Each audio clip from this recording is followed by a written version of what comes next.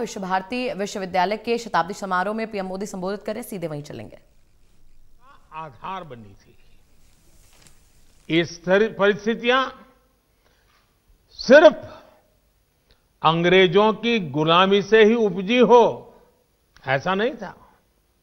इसके पीछे सैकड़ों वर्षों का अनुभव था। सैकड़ों वर्षों तक चले आंदोलनों की पृष्ठभूमि थी। आज आप विद्वज्जनों के बीच मैं इसकी एक विशेष चर्चा इसलिए कर रहा हूं कि इन बातों पर बहुत कम बात हुई है, बहुत कम ध्यान दिया गया है। इसकी चर्चा इसलिए भी आवश्यक है क्योंकि ये सीधे सीधे भारत के स्वतंत्रता आंदोलन और विश्व भारती के लक्ष्यों से जुड़ी है। साथियों, जब हम स्वतंत्रता संग्राम की बात करते हैं तो हमारे मन में सीधे 19वीं और 20वीं सदी का विचार आता है। लेकिन यह भी एक तथ्य है कि इन आंदोलनों की नींव बहुत पहले रखी गई थी। भारत की आजादी के आंदोलन को सदियों पहले से चले आ रहे अनेक आंदोलनों से ऊर्जा मिली थी। भारत की आध्यात्मिक और सांस्कृतिक एकता को भक्ति आंदोलन ने मजबूत करने का काम किया था। भक्ति युग में हिंदुस्तान के हर क्षेत्र, हर इलाके, पूर्व, पश्चिम, उत्तर, दक्षिण, हर दिशा में हमारे संतों ने, महंतों ने, आचार्यों ने देश की चेतना को जागरूक रखने का अविरत, अविराम प्रयास किया। अगर दक्षिण की बात करें तो मध्वाचार्य, निम्बकाचार्य, वल्लभाचार्य, रामानुजाचार्य हुए। अगर पश्चिम की तरफ नजर करें तो मीराबाई, एकनाथ, तुकाराम, रामदास, नरसिंह मेहता। अगर उत्तर की तरफ नजर करें तो संत रामानंद, कबीरदास, गोस्वामी तुलसीदास, सूरदास, गुरु नानक देव, संत रैदास, अनगिनत महापुरुष। पूर्व की तरफ देखें,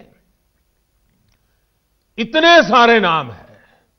चैतन्य महाप्रभु और श्रीमद शंकरदेव जैसे संतों के विचारों से समाज को ऊर्जा मिलती रही। भक्ति काल के इसी खंड में रसखान, सूरदास, मलिक मोहम्मद जायसी, केशवदास, विद्यापति, न जाने कितने महान व्यक्तित्व हुए जिन्होंने अपनी रचनाओं को और रचनाओं से समाज को सुधारने का भी, आगे बढ़ने का भी और प्रगति का मार्ग दिखाया। भक्ति काल में इन पुण्य आत्माओं ने जन जन के भीतर एकता के साथ खड़े होने का जज्बा पैदा किया। इसके कारण ये आंदोलन हर क्षेत्रीय सीमा से बाहर निकलकर भारत के कोने कोने में पहुंचा।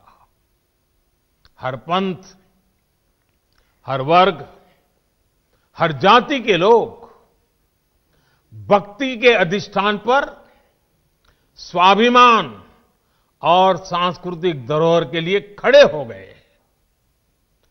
भक्ति आंदोलन का वो डोर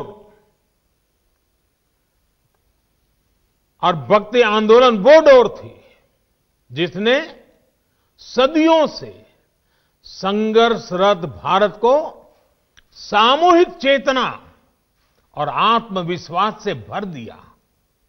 साथियों, भक्ति का ये विषय तब तक आगे नहीं बढ़ सकता जब तक महान काली भक्त श्री रामकृष्ण परमहंस जी की चर्चा न हो। वो महान संत जिनके कारण भारत को स्वामी विवेकानंद मिले। स्वामी विवेकानंद भक्ति, ज्ञान और कर्म तीनों को अपने में समाये हुए थे। उन्होंने भक्ति का दायरा बढ़ाते हुए हर व्यक्ति में दिव्यता को देखना शुरू किया। उन्होंने व्यक्ति और संस्थान के निर्माण पर बल देते हुए कर्म को भी अभिव्यक्ति दी, प्रेरणा दी। साथियों, भक्ति आंदोलन के सैकड़ों वर्षों के कालखंड के साथ साथ देश में कर्म आंदोलन भी चला। सदियों से भारत के लोग गुलामी और साम्राज्यवाद से लड़ रहे थे।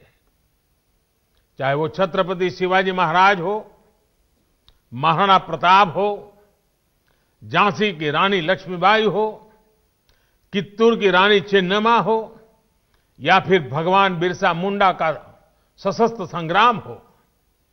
अन्याय और शोषण के विरुद्ध सामान्य नागरिकों के तप, त्याग और तर्पण की कर्म कठोर साधना अपने चरम पर थी। ये भविष्य में हमारे स्वतंत्रता संग्राम की बहुत बड़ी प्रेरणा बनी।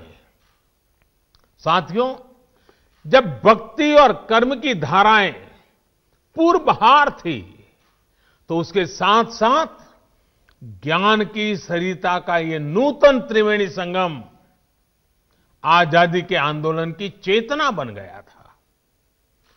आजादी की ललक में भाव भक्ति की प्रेरणा भरपूर थी। समय की मांग थी कि ज्ञान के अधिष्ठान पर आजादी की जंग जीतने के लिए वैचारिक आंदोलन भी खड़ा किया जाए और साथ ही उज्जवल भावी भारत के निर्माण के लिए नई पीढ़ी को तैयार भी किया जाए। और हम में बहुत बड़ी और इसमें बहुत बड़ी भूमिका निभाई उस समय स्थापित हुई कई प्रतिष्ठित शिक्षण संस्थानों ने, विश्वविद्यालयों ने। विश्व भारती यूनिवर्सिटी हो, बनारस हिंदू विश्वविद्यालय हो, अलीगढ़ मुस्लिम यूनिवर्सिटी हो, नेशनल कॉलेज